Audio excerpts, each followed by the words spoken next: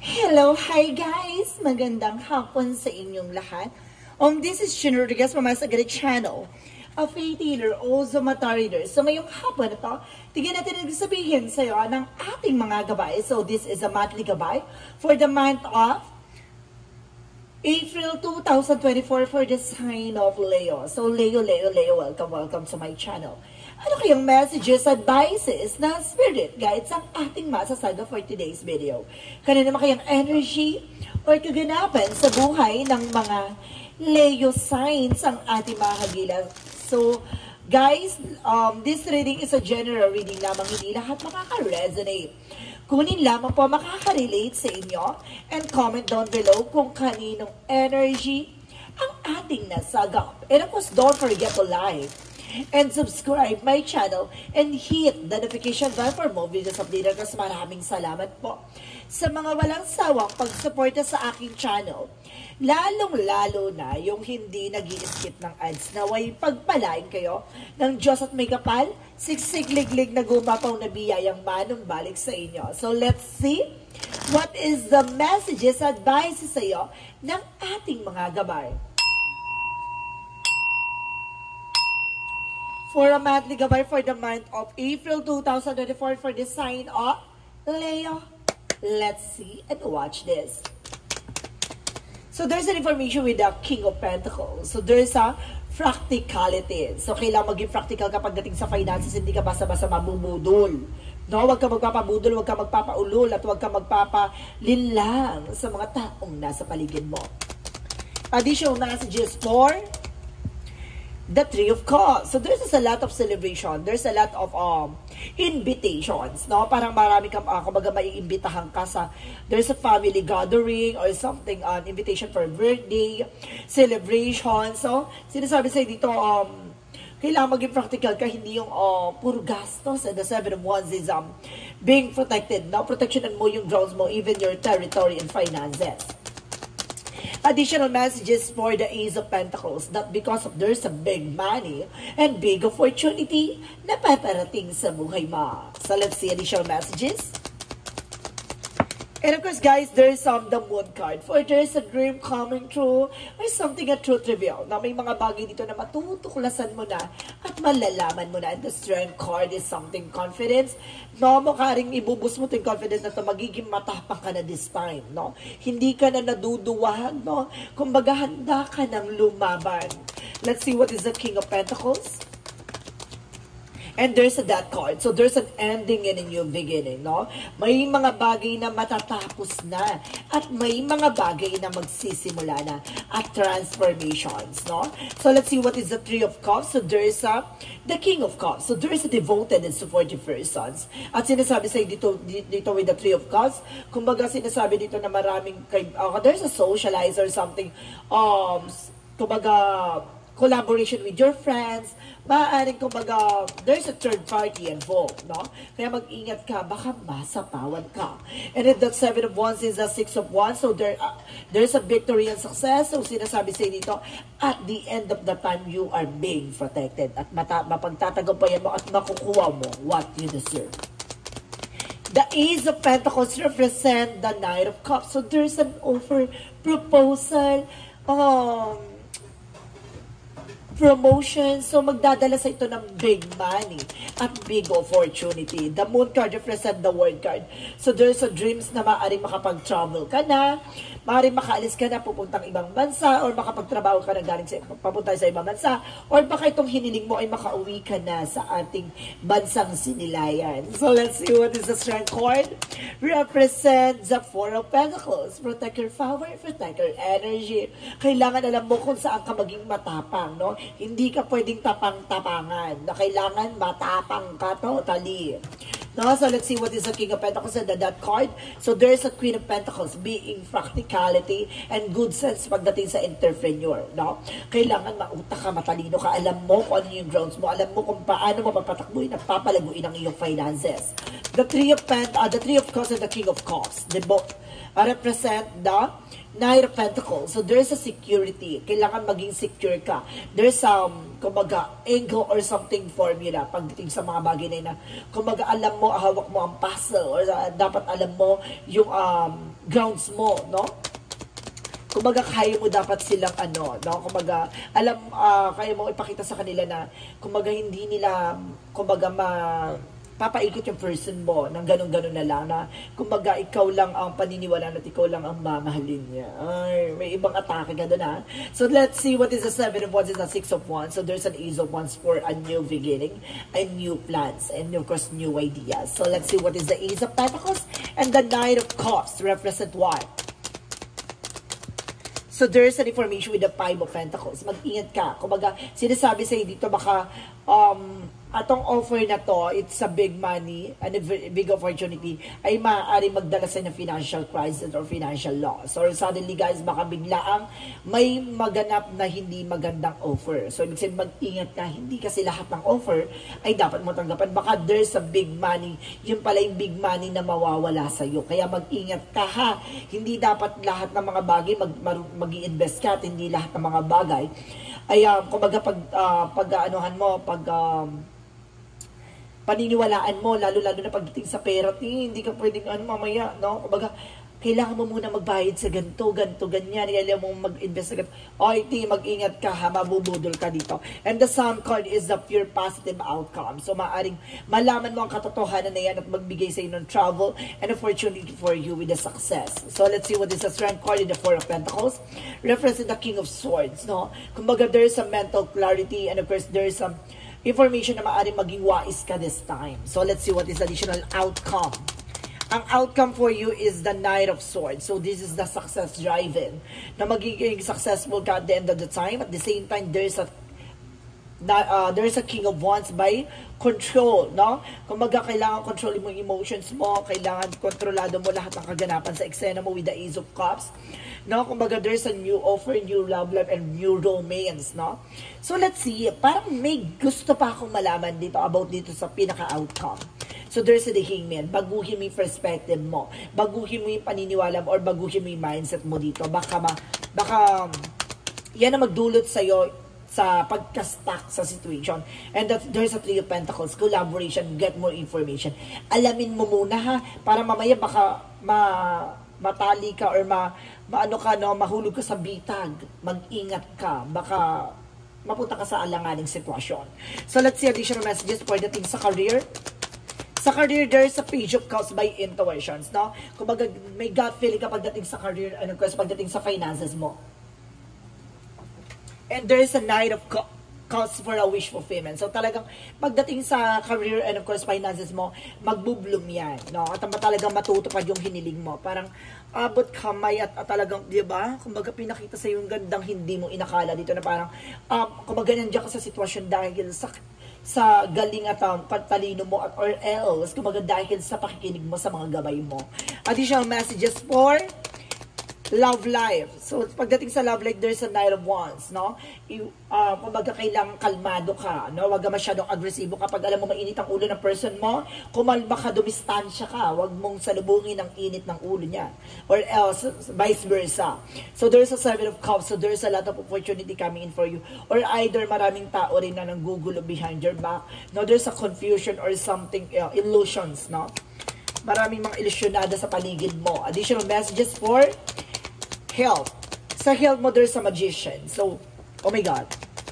Clarify natin for another messages. So, there's a lover. So, see, kumbaga meron about dito sa health mo, no? Nagkukos ng something, anxiety and sleeplessness or something stress. So, ibig sabihin dito, maaring, kumbaga meron kayong insider gayuma, no? Sa health nyo, maaring ginawang kayo ng eksena para makaramdam kayo ng, kumbaga mainitin ang ulo sa isa't isa, ganon, bugnutin, or parang ganon ang nararamdaman nyo, parang, or something, kumbaga guys, kumbaga meron din other side ha, there's an other side with the magician, the lovers, na maaring kumbaga magtagumpay kayo together, at maaring kumbaga maging maganda ang inyong kalusugan. There's an infinite here, na magsinasabing abot kamay, talagang holding hands kayo na, kumbaga, parehas kayo ng nararamdaman at magiging maganda ang inyong pakiramdam.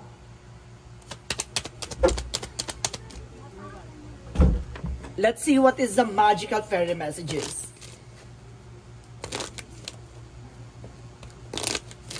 For magical fairy messages represents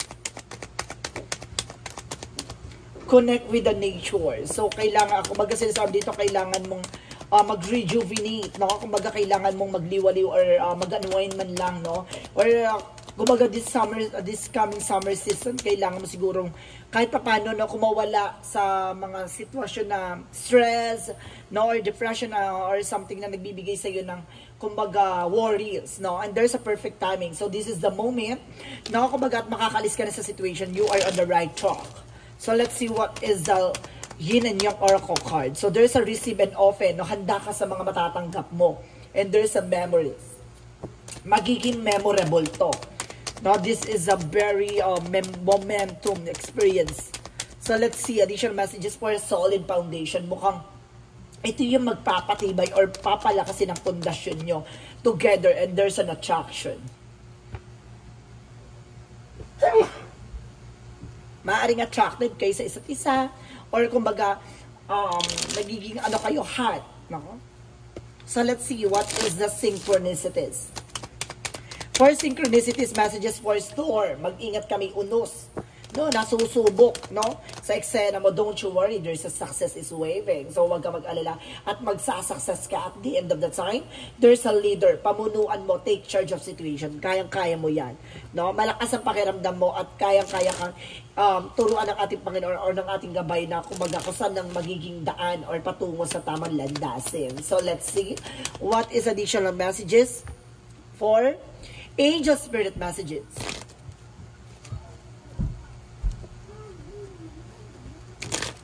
For angel spirit messages represent what?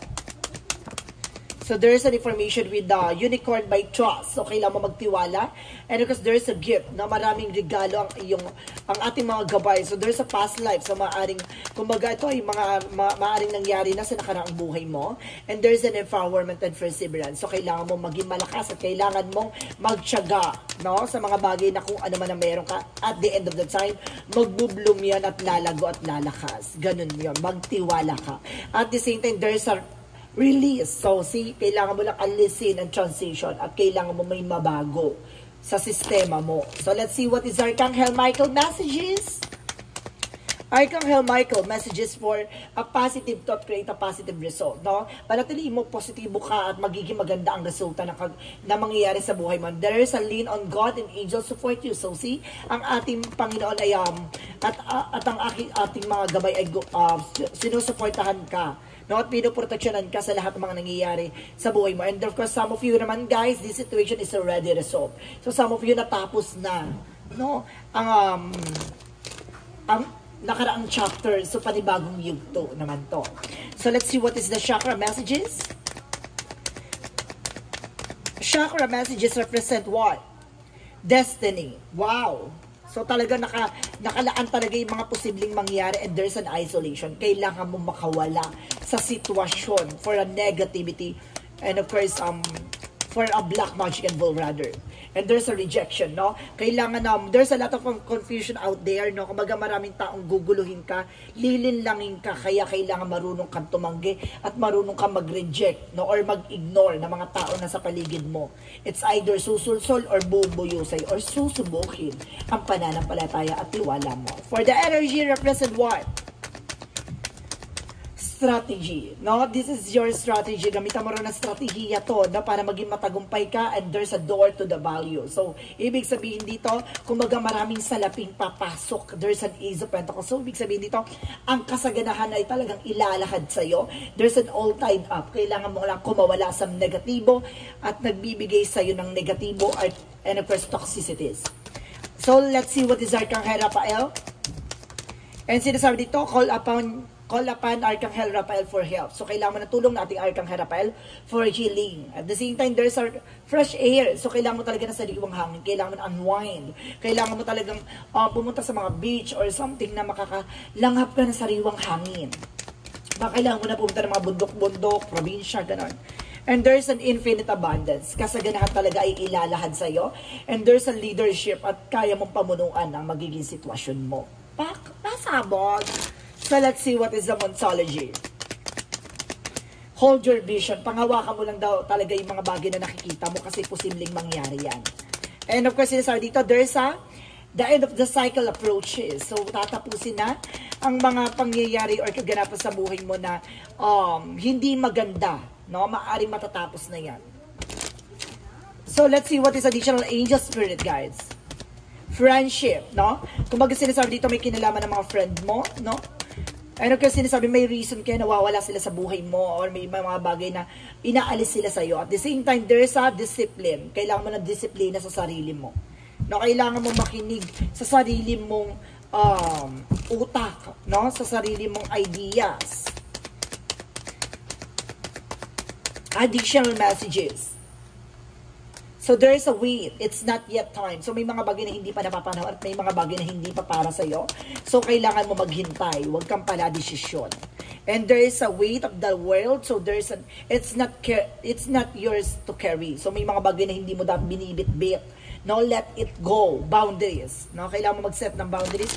Nang sa ganun, hindi ka napapasukan ng kahit anong negativity. So let's see what is the Romance Angels. Romance Angels represents it's safe for you to love, no? Kumbaga pagdating sa pag-ibig, no? Kumbaga safe ka pag nagmamahal ka kasi lahat ng mga bagay kaya mong gawin, no? And there's a worth waiting for, no? Kumbaga may mga bagay na kailangan mong hintayin. Kung para sa iyo, para sa iyo. Mas maganda yung hinihintay mo ipagkakalob ng ating Panginoon kaysa pinilit mong kunin or pinilit mong angkinin, no? So let's see what is the angel's answer. Angel's answer represent this situation is already resolved. This situation will improve, no? At ang sitwasyon na raw to ay magbabago na at unti-unti nang magbabago at magkakaroon ng something improvement. And there is a yes, no? Yung mga katanungan mo sa buhay mo, yes ang sagot. At the same time, there is a compromise, no? May pinagkasundaan dito. Baka may mga pinangako ka sa poong may kapal na kailangan mong sundin, no? So let's see, baka there's a devotion or something, mamaya devoted ka, no? Lalo na nga ngayon pag ninilay-nilay, so baka may mga pinangako ka, no, na gagawin mo. So let's see what is the Jesus loving quotes. The Comforter, which is the Holy Spirit, whom the Father will send you in my name, He shall teach you all things. So see, kumaga may mga taong pinadala sa iyo ang ating Panginoon para turuan ka, para tulungan kang linisin ang iyong mga kasalanan at para matuto ka sa iyo yung mga pagkakamali at yung mga karanasan na iyo ay magdala sa iyo ng mga pagbabagong kaalaman at mga bagay na kumaga mabibitbit mo sa mga susunod na eksena at susunod na buhay, no? Kumaga matuto ka sa pagkakamali at marunong ka tumanggap ng pagkakamali at marunong ka humingi ng tawad sa mga kasalanang nagawa mo. For let's see what is the angel's number. Kasi lahat daw ng mga bagay daw na nararanasan mo at lahat daw ng mga bagay na ibinibigay sa iyo ay ayon sa kalooban ng Diyos. Kasi mas gusto niyang may malaman ka or may mga bagay na gusto niyang maunawaan mo at matuklasan mo at para payabungin ang kaalaman mo at para maramdaman mo ang yung hinintay niyang regalo para sa iyo, no? So let's see what is the angel's number. Angel's number represent, let's see what is the angel's number represent what? 777, perseverance. Tiyaga-tiyaga lang, ha? At sinasabi dito, change of perspective, reflections, inner strength, wisdom, and enlightenment. So see, baguhin mo ang iyong perspective. Baguhin mo ang pananaw mo kasi baka yan na magdala sa iyo ng kumbaga kagipitan or mahirap na sitwasyon. Kaya yan yung kailangan mo. Baka yan yung nagbibigay complication, ang iyong pananaw. At sinasabi dito, there's need for a change of perspective on whatever has taken over you now. If you want to succeed, you need to keep going down and road you're on. Reach for the wisdom within, and then you just know what the right next step is. So see, kumbaga makikita mo ang pangalawang yugto or pangalawang step na tatahakin mo. Kailangan mo munang mag-success sa pinagdadaanan mo ngayon. Kapag napagtagumpayan mo ang sitwasyon mo ngayon, may susunod na yugto pa na magpapatunay sa iyo para palakasin at patibayin ng iyong pananaw at pananampalataya, paniniwala. Para sa susunod na yugto ay kaya mo nang humarap sa mga pagsubok at kaya mo na ulit, kumbaga, kaya mo na tumayo sa sarili mong paa at kaya mo maging malakas, no, sa hamon ng buhay. At maaaring talagang pinalalakas ka dito. Konting tiyaga lang kasi may mga bagay talaga na marunong ka dapat maghantayo at huwag ka masyadong pala desisyon at huwag kang gumawa ng action na alam mong hindi mo pinag-iisipan. So let's see what is the messages of life. Ang ganda na message sa'yo guys ha. Ang ganda na message sa'yo kasi parang talagang tatatak talaga to sa buhay ng mga bawat tao na yung mga pinagdadaanan natin ngayon na kailangan natin pagtiyagaan, no? Kaya kumbaga nandiyan ka sa sitwasyon mo kasi may gusto sa yung ipahatid sa yung mensahe at kailangan mong malaman, no? Siguro kailangan mo matutunan mo muna yung mga bagay na yan for the next chapter, no? Yun naman yung magdadala sa'yo ng success. The messages of life represent what? Messages of life represent what? Hope, pag-asa. As I enter the great school of life, I hold tight to my faith in God. God loves me, guards me, and in every situation I encounter, regardless of what I confront, I trust in the truth nature. Today, I welcome life. I know the light will always return and there will always be infinite possibilities for me. So see, kumbaga sinasabi dito talagang humawa ka na mabuti, humawa ka na mahigpit, no? Kumbaga sinasabi sa'yo dito na magtiwala at maniwala ka kasi may magandang plano ang ating Panginoon at ating mga gabay patungo sa tagumpay. So guys, this is a monthly gabay for the month of April 2024 for the sign of Leo. So, Leo, maraming salamat for this wonderful reading. So, once again, this reading is a general reading lamang. Hindi lahat makaka-resonate. Kunin lamang pa makaka-relate sa inyo. And comment down below kung kaninong energy ang ating nasagap. Maraming salamat guys and see you in the next video. Bye-bye and babush!